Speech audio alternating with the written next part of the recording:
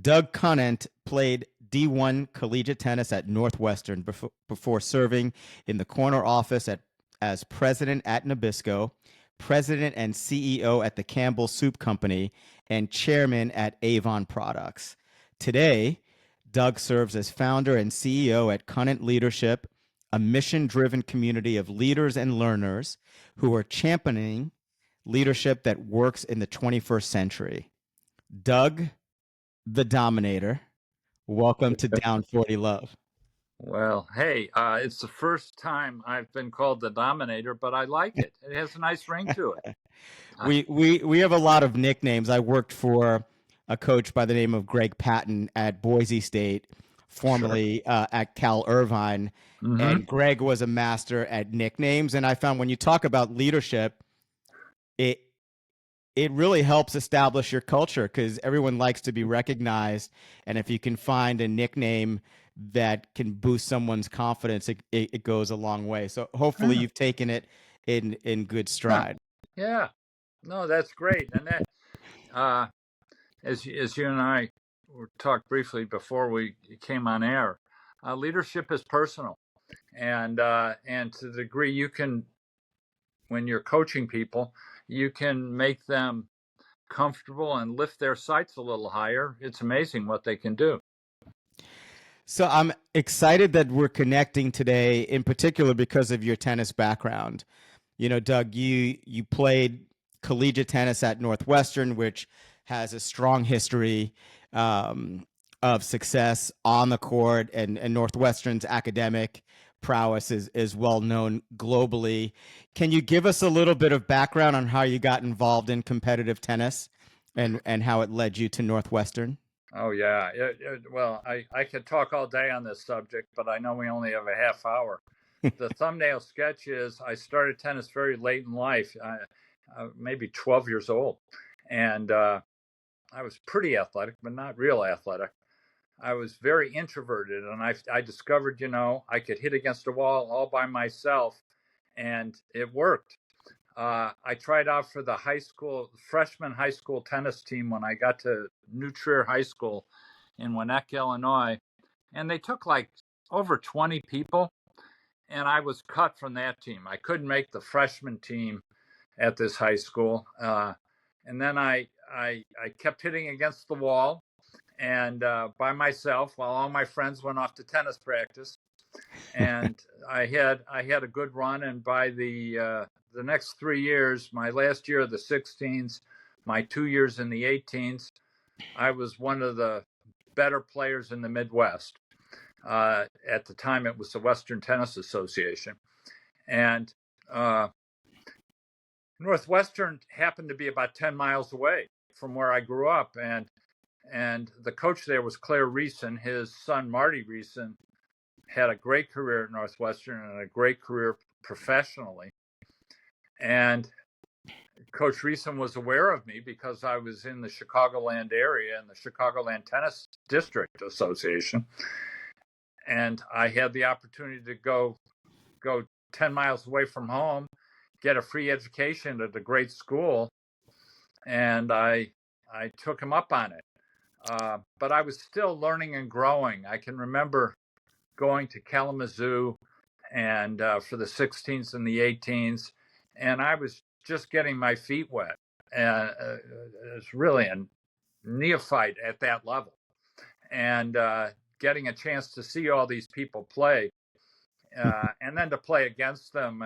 I think my big four tournaments were always, it was nationally, were the hard courts in St. Louis. At the time, you could fry an egg on those courts in the summer, and the clay courts, which were in Louisville, the Westerns, which were in Ohio somewhere, I can't remember where, and then the Nationals in Kalamazoo. And it was such a great broadening experience in the juniors. And then I had a chance to play all over the place with Northwestern for 4 years. Then I had a chance to stay and help coach and get my graduate degree. So, Northwestern opened doors for me well beyond the tennis world, which, I'll be forever grateful for. But the tennis was good, was great. I played second singles and first doubles my last 3 years there, 3 years. And one of my best friends, who's now my lawyer, I met him the first day of tennis practice at Northwestern. He was a walk-on, and he ultimately went on to be president of the USTA. And his name was and is John Vagosin. And John is a real tennis fixture in the global game of tennis. Then John and I worked together on the heels of all that on the board of trustees at the International Tennis Hall of Fame for a long time as well. It's amazing all of the relationships that you develop through being competitive in sport. Doug, what were 2 to 3 life lessons that you took and that you continue to take with you from being a competitive tennis player? Well, I'll rattle off a few, but I did write a blog on this, Life Lessons from the Game of Tennis. And if anybody's interested in Googling it, I've shared that list at ITA events and other things that I've spoken at. But one thing I learned was that I had to be totally accountable for my performance. I couldn't have somebody else doing it for me. And I alluded to this in some remarks I made for David Benjamin the other day. And because you've got to have a mindset that 10 two-letter words. If it is to be, it is up to me. You got to own it. You can't, it's not up to someone. You got to own it. You got to own it when you're on the court, and you got to own it before you get on the court. And so I learned that, and that sense of total accountability is essential not only in tennis, but in life. Another lesson I learned is that, you know what? Practice may not perfect, but practice may not make you perfect, but it is required to get good. You got to work at it. If you want to excel at anything in life, I wanted to excel at tennis. I had to pour myself into it. And not just on the court, but I also had to be a student of the sport and see how people were playing points and learn the craft. You had to pour yourself into it. So if you want to excel at anything in life, ultimately I chose business. You got to pour yourself into it. So if it is to be, it's up to me. And practice is hard work. You got to work at it. You got to work at your craft. You apprentice at it, and you increasingly master it. You never totally master it. And I guess the third thing, it came from a book that Billie Jean wrote, which was, everybody knows this language because Billie Jean wrote it. Everybody in the tennis world, and that was pressure is a privilege. I went into the corporate world ultimately, and I saw a lot of people wilting under pressure in a boardroom or in a meeting. I didn't. In the fullness of time, I did not, because I had learned on the tennis court that it was up to me, that if I was prepared when I went on the court, I could handle anything that was thrown at me, even though I might lose. And I started to engage in my matches and then in my life with this mindset that, aren't I lucky to be here? And I can handle this pressure better than the other guy. And let's go. Let's mix it up. Now I may lose, but I started looking at pressure as a privilege. And so those were 3 things that, you only learn it from pouring yourself into an endeavor like tennis and living it for a while and being all in. And I know you know what I'm talking about. You've been there, done that. So those are 3 that I would highlight. But I think I had a baker's dozen on that blog, Life Lessons. There's so many lessons, you and I both know that we pick up from trying to excel in any endeavor with a real commitment over time to being excellent at it. And those were 3 lessons I took into the corporate world that helped me a lot. I love that you started with ownership, because everything begins there. Everything begins with taking 100% responsibility for not only the process, but for our outcomes. And in a sport like tennis, there's so many elements that we can blame, where we can place or look to place the responsibility on something else, whether it's the wind, whether it's a bad line call, whether it's an opponent who, um, is not maybe behaving, or acting like a good sport. There's so many outlets, Yeah. where we can pass the buck, so to speak. Doug, why did you choose to get into business? Well, it was clear tennis wasn't going to be my opportunity area, and I wanted to learn and grow. And I had this unique opportunity to stay at Northwestern and go to the Kellogg School of Business, which is one of the three best business schools in the world, at the age of 22, and stay connected to the tennis world and get my business degrees. So I did, and I found it was a whole new world opening up to me, but that I could sort of apply those life lessons to it, and that if I poured myself into it, I took total accountability, I worked hard at it, and I embraced the pressure of the moment, that it could be incredibly fulfilling. Uh, I also liked what was good about business for me, and I'm an introvert. I've taken the Myers-Briggs test 5 times, and like all introverts, I mean, in different company, different places, but in all of us introverts, we want one time to be an extrovert. I sort of want to naturally be the life of the party, not have to work so hard at it. And but never worked for me. But I did love to see people prospering in my own introverted way. And what I loved about the business world is it was really just a community of people trying to get something done. Uh, and so I love the business. I love the community of it. Mm-hmm. I was working with people who were working hard to support their families, uh, and to see their kids prosper and to honor their parents, and to create careers for themselves. They were pouring themselves into it, and I admired that. And so all of a sudden, I was in this huge ocean of business people all trying to figure it out. And I sort of felt like I would be able to figure it out. That having been said, I was slow because I had been doing tennis so long, and everybody I worked with had sort of a business mindset before they got there. I came right off the tennis courts to start my first job at General Mills in Minneapolis. I had been teaching down at, I don't remember where, probably Florida. And I started, and I had a khaki suit, like a tennis player, a yellow shirt, a Madras tie, brown earth shoes. I had a Fu Manchu mustache. I had afro hair. I had the tan line where I wore my headband, and I went to work.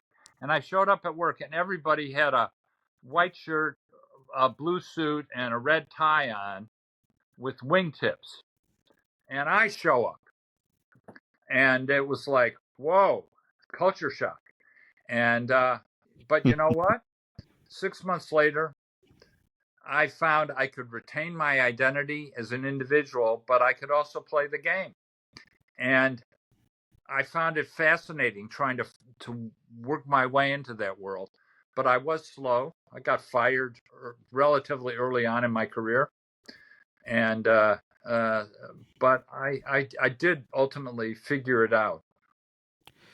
Well, you certainly figured it out. I mean, I find it fascinating that, you've always seen yourself as an introvert, right? But inside of you, you had this desire, which may be even stronger than you knew, to be the life of the party. Well, you were CEO at three huge global organizations. By virtue of you being CEO, you were the life of the party. Every time you walked in the room, eyes were on you by virtue just of your position alone. Now, how you led on a day-to-day basis that's a different story, so to speak. By virtue of your position, Yeah. you were in the spotlight Well, I every single was. day. I was, but uh, I did. But the way I got the position was by leading effectively. Uh, but I did get the position, and I was president of Nabisco. I was CEO of Campbell. I was chairman of Avon. All big jobs, but I was CEO once. Set the record straight.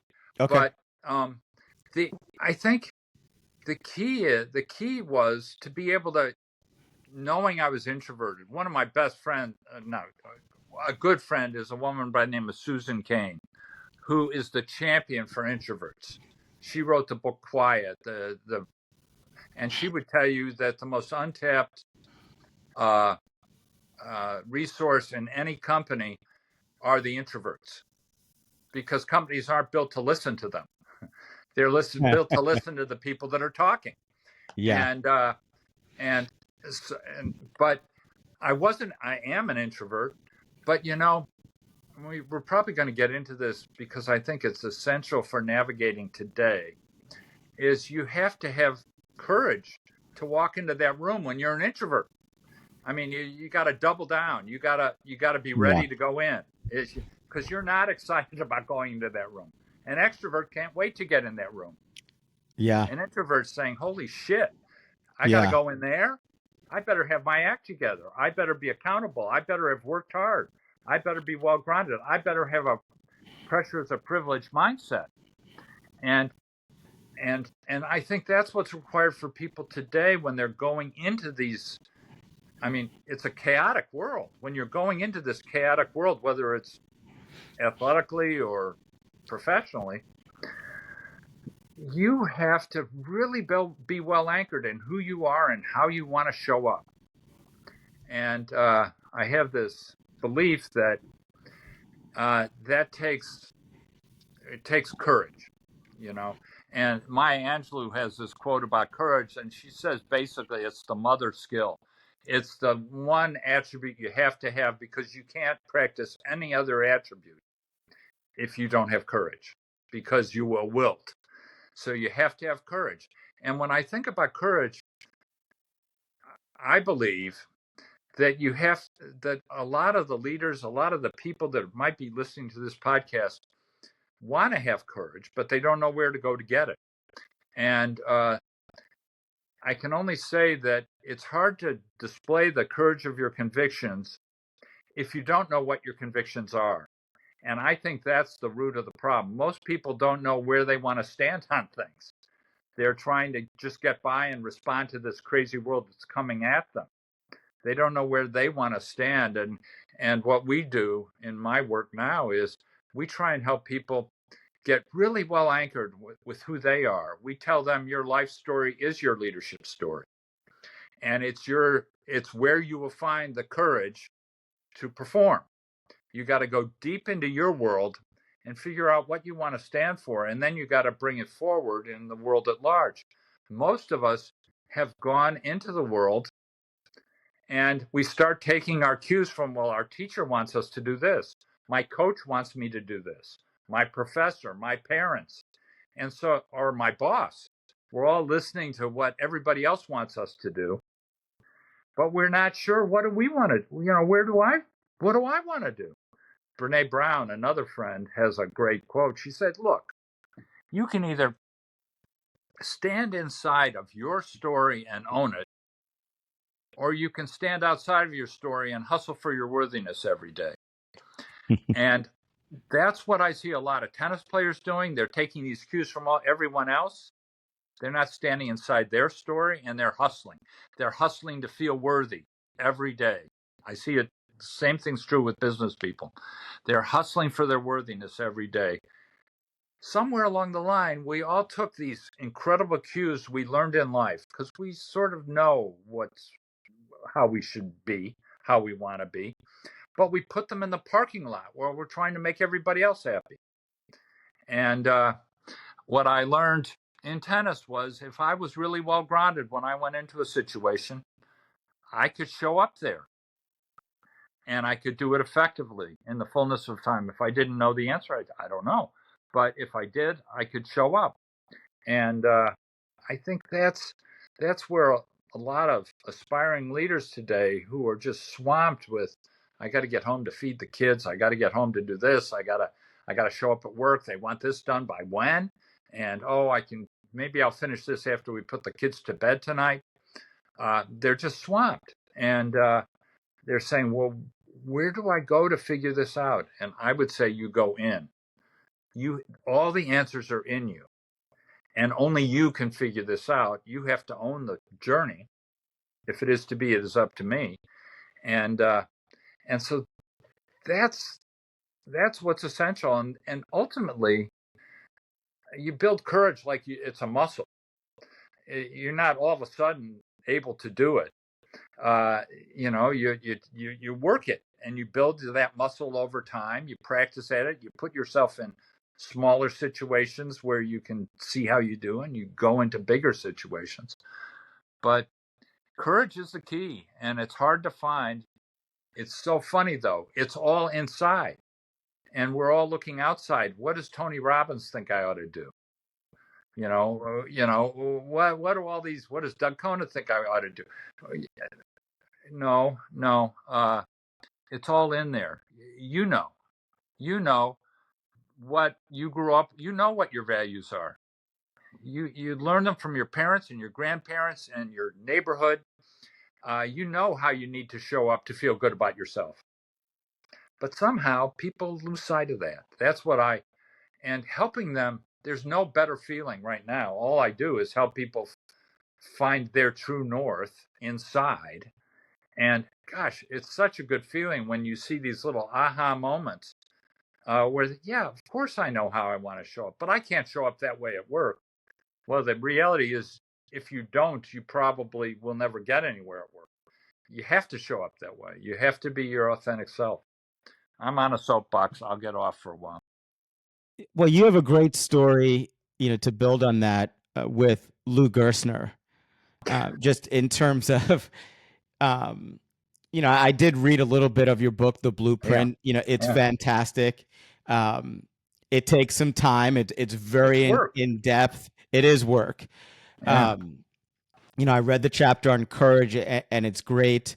Can you share, how that experience went down? Maybe what led up to that chat with Lou and what you learned from it? For those of your listeners who don't know, Lou Gerstner was the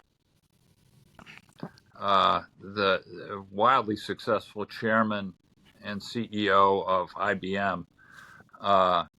Before that, he was the chairman of RJR Nabisco, which was the world's largest LBO. It's still one of the three largest in history. When private equity firm KKR and a consortium of other investors acquired the company, and they hired Lou to help run it and spin it off eventually.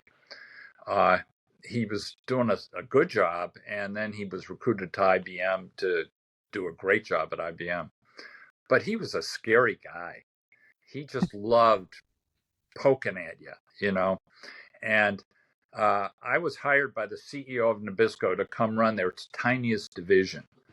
And they had my wife and I come to New York, and we were going to have dinner with the CEO and his wife. And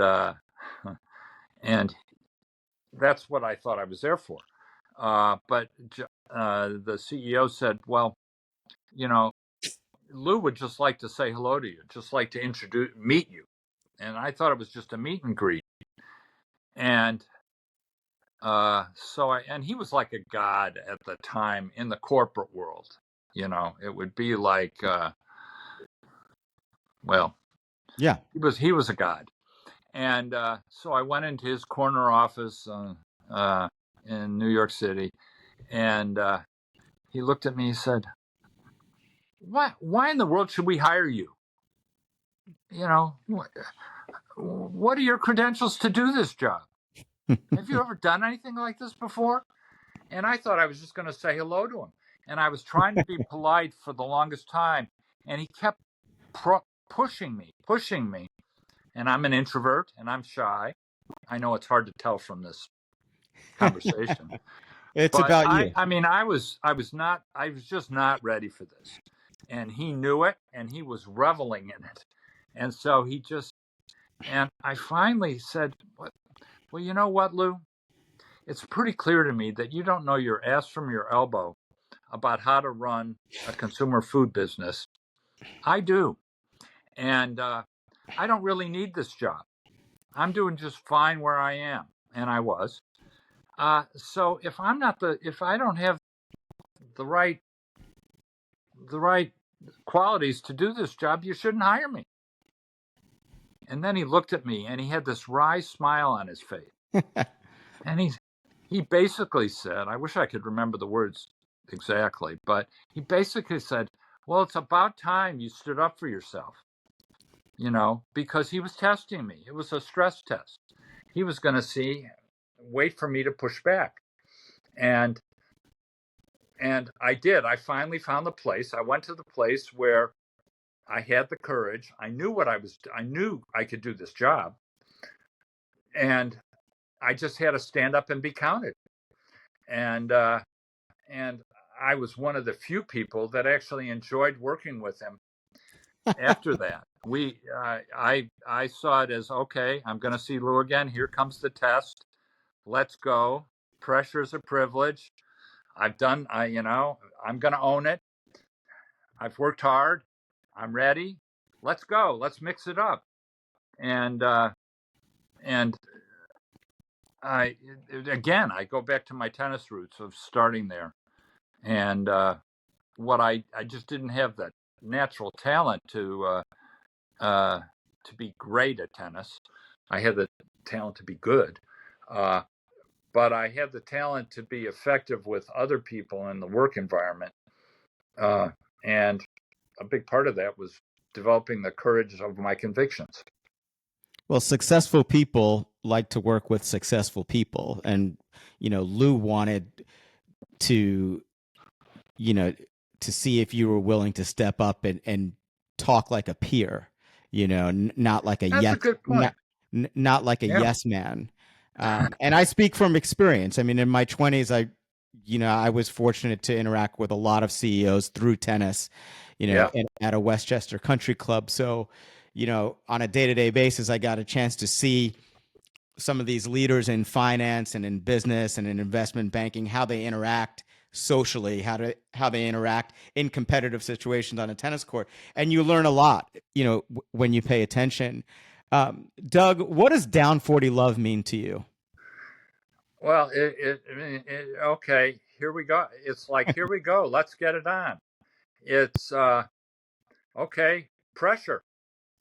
And I can't wait to play the next point. And it's time to rise to the occasion. I got to kick it up a notch. I got to be smart about it. But now is the time. I played my best tennis when I was not always, but on balance, I played my best tennis when I was in a competitive match and I was down. And I had trouble playing with the lead. But I just love the pressure of match play. And so being down 40 love to me was, okay, let's go. Let's kick it up a notch and let's bring it on. And you sort of need that mindset when you're in business. If you're not ready to kick it up a notch and deal with the pressure of that moment, you're not going to have many more moments where you'll have an opportunity to. So that's what it means to me.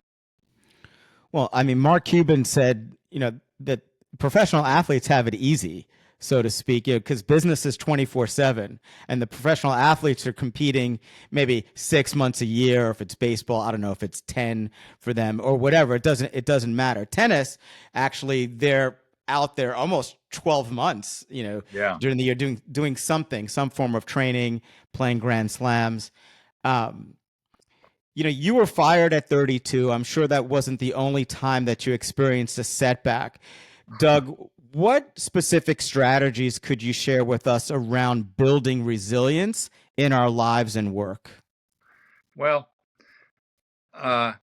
this is where I learned the lesson of your life story is your leadership story.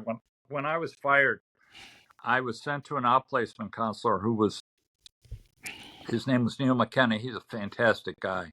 He was actually running the outplacement program for Harvard Business School graduates in Cambridge as well. And he had his own practice, and I was one of the youngest people he was working with at the time. And the first thing he had you do was you had to write your entire life story, handwritten. Of course, I'm old, but so most people, handwriting wasn't such a foreign idea. But he wanted handwritten, not typed, and he wanted everything you could think of. I ended up, and he said, I want it in 2 weeks. I said, I don't have time to spend 2 weeks writing my life story. I got to get a job. I've got a wife, 2 small children, and a very big mortgage, and not a big severance package. What, I'm not going to. He said, this is the perfect time to write it. You're not working. So get to work. So I wrote it. I wrote my life story. And then we had a couple weeks where we were doing sessions. And then the third session after he had gotten it, he had read it. And he had spent enough time with me. And he said, Doug, I don't get it. I don't get it. I read about your family life story, your parents, your grandparents, where they came from, how they persevered. You've got an amazing family here. You have amazing roots and DNA. Your family persevered in this country and found their way to levels of contribution that are important and meaningful. And I have this quiet introvert sitting in a cubicle, just keeping his head down, trying to do the work, which is admirable. But that's not all of you. That's not who you are. I'm not seeing that fierce competitor. You're a fierce competitor. I don't see it in the workplace. Well, I'm keeping my head down and I'm introverted and I'm shy and I don't yet have the courage of my convictions. And he said, these are 2 different people. I need the person that wrote this life story showing up for these interviews. They're 2 different people. You need to get in touch with your roots and your life story, and you need to bring that to the forefront because this is about you. And that's where I developed this perspective at the age of 32, that it's hard to display the courage of your convictions if you don't know what your convictions are, if you put your life story in the parking lot and you're trying to be what you think they want to see when you're going for an interview.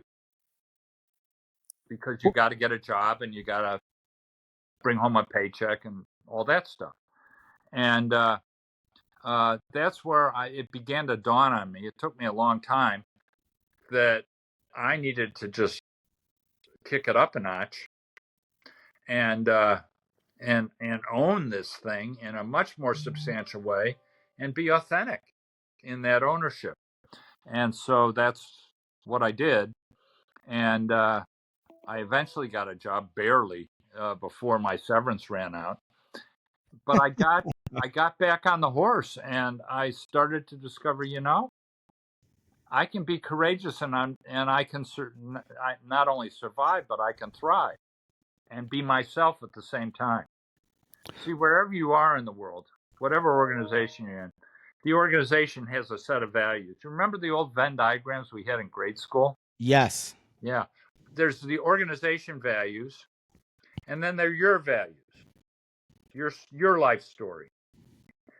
And I found that in every organization, there's this big crosshatched area in the middle where your life story can overlap meaningfully. Those attributes can overlap meaningfully with the values of the organization that you're part of.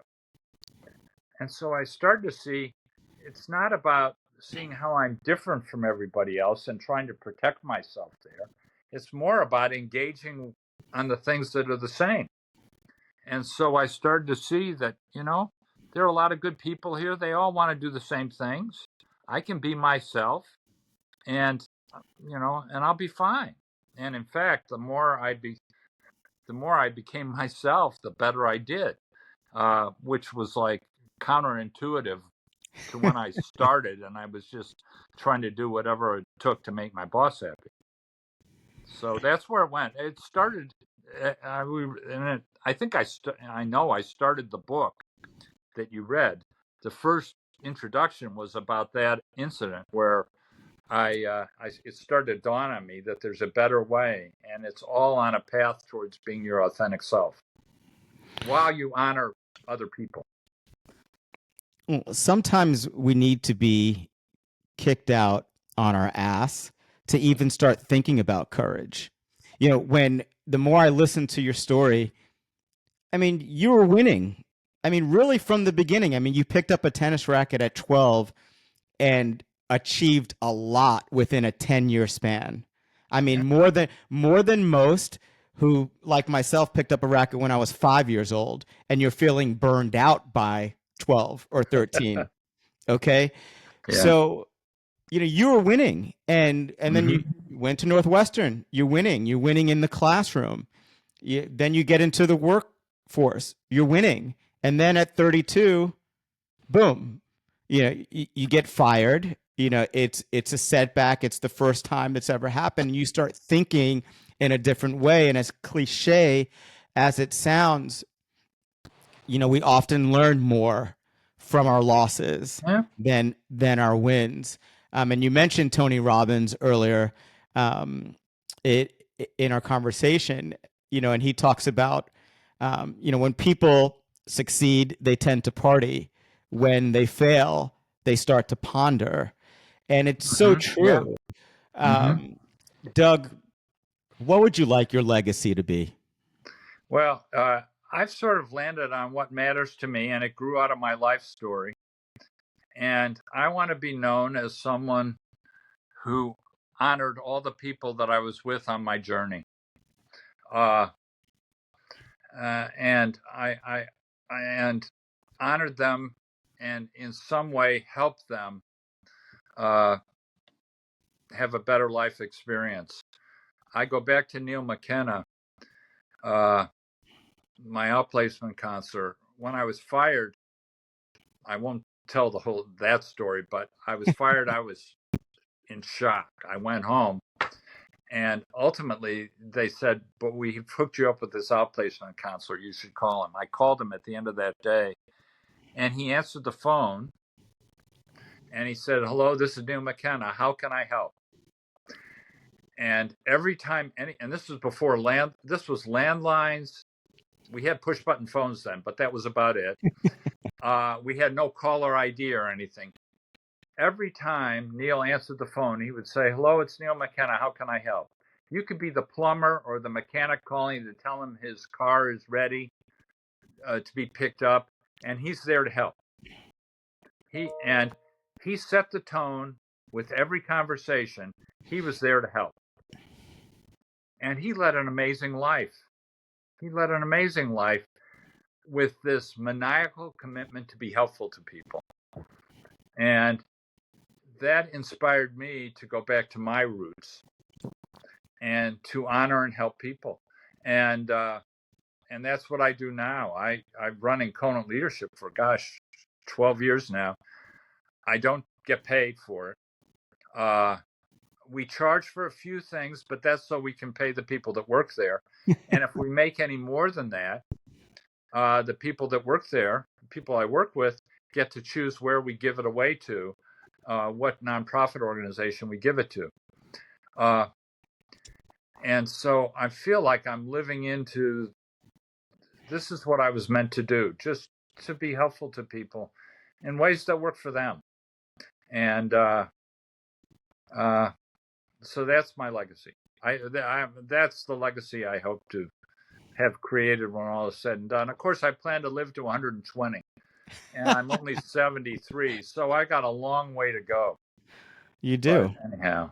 You do. That's funny you mentioned that, because I share with friends that have a 50-year plan, and they look at me like, "What? You have a 50-year plan?" There you go. Yeah, no, absolutely. I'm glad that I'm not alone, in terms of thinking big. In fact, you're too short term. actually. Exactly. Yeah, I'm too yeah, short term. yeah. A Maybe hundred. we'll talk separately on that. I'll help you out. Yeah, 100%. I want to thank you, and you don't need any validation from me. Uh, I really appreciate what you're doing. I've Hmm. always had a deep respect for successful business people because my dad was one. You know, in Hmm. a time when there were very few minorities who started businesses and were able Yeah. to operate them successfully. So Uh-huh. I grew up in that environment.